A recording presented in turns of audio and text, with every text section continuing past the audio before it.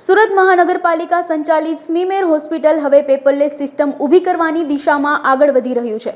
Hospital integrated management system હેઠળ સ્મીમેર હોસ્પિટલને સંપૂર્ણપણે કોમ્પ્યુટરાઇઝ્ડ કરવાની તૈયારીઓ ચાલી રહી છે, જેથી આગામી સમયમાં દર્દીઓ અને તેમના પરિવારજનોને કેસ પેપરથી માંડીને તબીબને તપાસ કરાવવામાં સમયનો વેડફાટ થશે નહીં। આખી સિસ્ટમને લિંક કરવાની કામગીરી પૂરજોશમાં ચાલી રહી છે। હાલમાં દર્દીઓને કેસ પેપરથી માંડીને ડોક્ટરને બતાવવા તેમજ દવા લેવા સહિત દરેક જગ્યાએ લાંબી લાઈનોમાંથી પસાર થવું પડે છે અને કલાકો સુધી રાહ જોવી પડે છે, જેને કારણે ઘણા દર્દીઓને અડધો દિવસ હોસ્પિટલમાં જ પસાર થઈ જાય છે। જોકે આ પેપરલેસ સિસ્ટમ શરૂ થયા બાદ દર્દીઓને આ તમામ પળોજણમાંથી રાહત મળશે।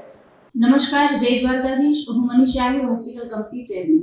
અને કહેતા ગર્વ થાય છે કે મધ્યમ અને ગરીબ વર્ગ માટે આશીર્વાદ સમાન સુરત મહાનગરપાલિકા સંચાલિત સ્મીમેર હોસ્પિટલ। આ હોસ્પિટલમાં ડેઈલીની 3000 ઓપીડી હોય છે અને ડેઈલીના 200 એડમિશન હોય છે દાખલ દર્દીઓ માટેના।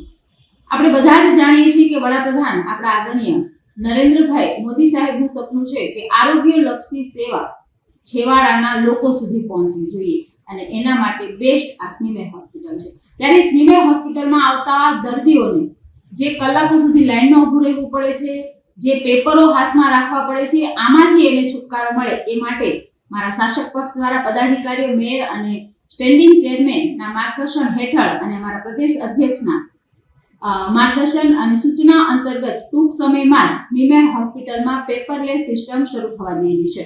આ અંતર્ગત સમગ્ર સિસ્ટમ કોમ્પ્યુટરાઇઝ થઈ જશે, પેપરલેસ સિસ્ટમ થઈ જશે, જેના લીધે દર્દીઓને જે કલાકો સુધી લાઈનમાં ઊભું રહેવું પડતું હતું એમાંથી પણ એને રાહત મળશે।